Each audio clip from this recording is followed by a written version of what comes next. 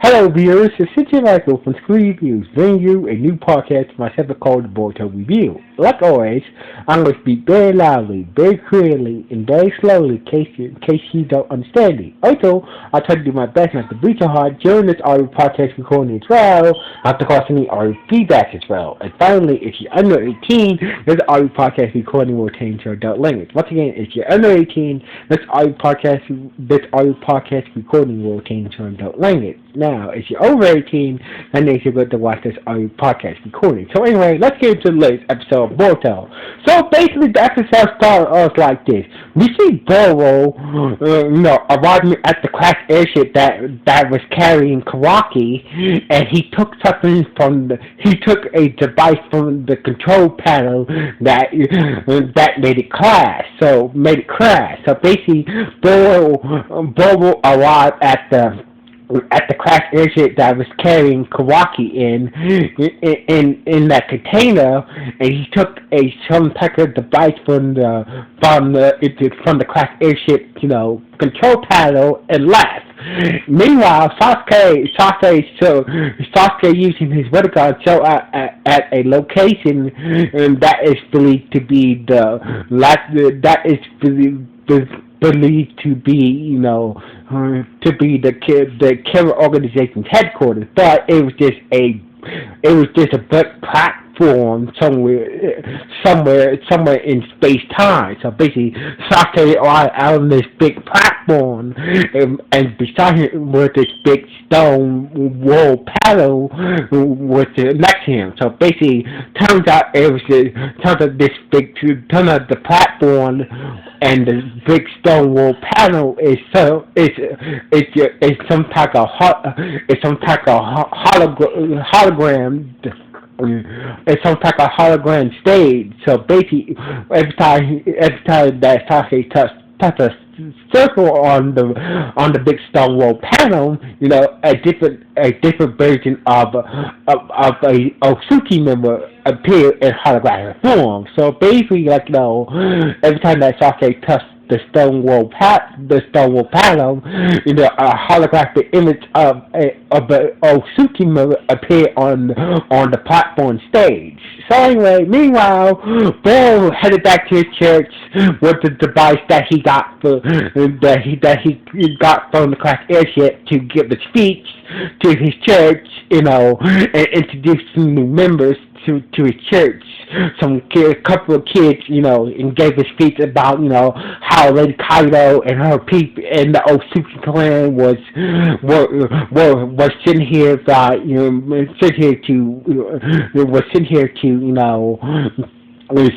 to help turn the world into a peaceful, basically, giving the speech how Lady Kaido was sitting here to make the world peace, to turn this world into peace, and basically the Five Nations destroyed Lady Kaido's dream to make the world peace, even though he's lying his ass off, but he was selling it to his church congregation and using these poor sick kids to help himself his speech and whatnot. So anyway, after he gave his speech to his church congregation, he went to go see his right hand who was a woman, to help with these kids that's not a part of his church now. So basically, these kids were in bad shape. So basically, he more asked his right hand, who is a woman, I think her name was Ira. I'm terrible at these names. So basically, he asked Ira. I assume that's how you pronounce her name, to teach to these poor sick kids. And out of nowhere, Ira's brother showed up. It came to take her take his sister home, take Ira back home. It's like but telling that Bo is a fraud. This dude is a fraud. He's been manipulating people. He's been using what power he does have. He's been using to trick people. So anyway, I was telling his brother that to leave, and don't come back, and and she just left. So basically, she just left her brother to deal with Bo, and basically, it seems like Ara got a direct hit by using water issue on Bo, but even though Bo did breathe a little bit, but because of him being in the cyborg, he just automatically regenerated and basically uses his power, his technological power to kill Ira's brother, and basically that was that. So anyway, meanwhile, Sasuke was checking out the holographic platform and looking at each different secret member. So basically, the holographic platform had Lady Kagura, Momoshiki, Kinshiki, and what else? And Sasuke was looking through the holographic platform, looking at all the different Osuki members. So basically, he saw Lady Kagura, Momoshiki, Kinshiki, and he saw when he activated another pattern, he saw an Osuki member he never seen before. So anyway, and that's when Sasuke heard something under the holographic platform, and when Sasuke checked it out, it was the Ten-Tailed Beast under the holographic platform that was killed by Black Rod. So basically, when Sasuke heard a war sound coming from the holographic platform, it was the Ten-Tailed Beast under the holographic platform that was killed by these Black Rods. So basically, and that's when Jigen showed up, and Sasuke, when Sasuke was hiding himself, because he didn't,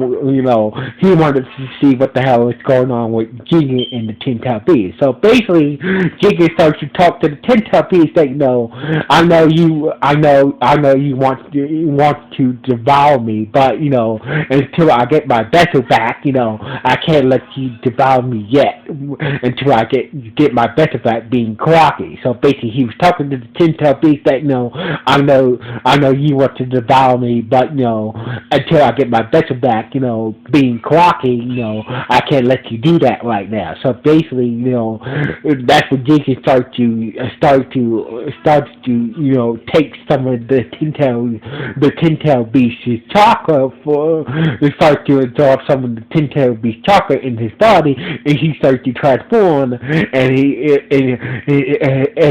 his marks start to activate it, and Sasuke noticed that he when he was transforming, he looked like the Osuki members that he never seen before on the holographic platform. So anyway, meanwhile, Bill back at his church, still had the device that he took from the crash airship that was carrying Karaki in the container in. So basically, Bill still had the device that he had in a pouch that he took from the crash airship that was carrying Karaki in that container in that crash airship. So basically, Bull was thinking that it's pretty cool, like, how you could explain this, like, he's like, I should dispose of this, but still, I wonder how Captain Cozy is going to explain this. It's going to explain it's going to explain this. So basically, he believes that Captain Cozy is the one who's the one who put the device in the airship and made a crash that was carrying Kawaki in the container. And the episode ended with we see Kashin Koji still in the Hidden Leaf Village, still spying, still in the Hidden Leaf Village, still spying on board. Still spying on Kawaki, and that's how the episode ended. With Ball saying that, I wonder how you going to explain this, explain your betrayal, Captain Cozy, for what you've done. So basically, Ball knows that it was Captain Cozy that put the device in the airship and whatnot. But him knowing how. But the biggest question is, how did Ball know that? How did Ball know about the device that Captain Cozy used to know about the device that Captain Cozy used to make the airship crash in the first place? So basically, there's still a lot of questions. But I do read manga, but but when it comes to the anime, I try to keep it separate. So anyway, the episode ended with Ball saying to himself that how you gonna explain this, explain your betrayal Captain Cozy, and we see Captain Cozy still hiding out in the Hidden Leaf Village, spying on Kawaki, and we see Boruto was hanging out with Miki, swearing that Boruto was swearing that he will help Kawaki take down Jigen, and find a way to get rid of that, and find out the secret about this mark on his hand, on. So basically, Boruto was telling Miki that I'm going to help Kawaki take down Jigen and figure out this mark on my hand, and figure out how to get rid of this mark off my hand, and also figure out to get that mark off Kawaki's hand as well. So anyway, this is how the episode ended with Boruto swearing telling Miki that he will help Kawaki take down Jigen, and they can both figure a way to get rid of those marks, get rid of their marks off their hands, and Ball saying that that Captain Cozy, how you gonna explain your betrayal? He's saying to himself, how you gonna explain your betrayal, Captain Cozy? And we see Captain Cozy still hide out in the village, spying on Boruto for his little hiding hole in the Hidden Leaf Village, and that's how the episode ended. So anyway, this was a good episode. So basically, this was a good episode. So basically, we got more details about Bull. We got more details about Jigen. We got more details about Captain Koji, about